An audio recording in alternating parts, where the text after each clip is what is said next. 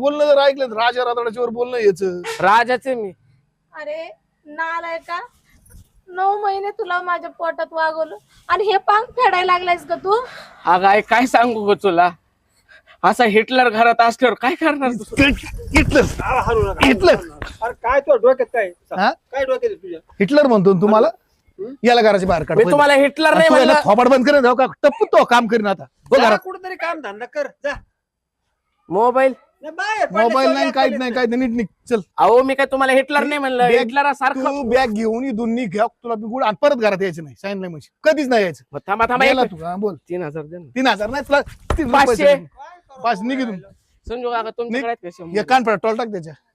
अरे काय तुझा काय निघालेला का? तुला 100 नाही 50 नाही रुपया नाही तू निघायचं. जा जा घराच्या बाहेर चल. हो चालता. असली घाण नसलेली बरी ना. काल पेटायची कर पोर.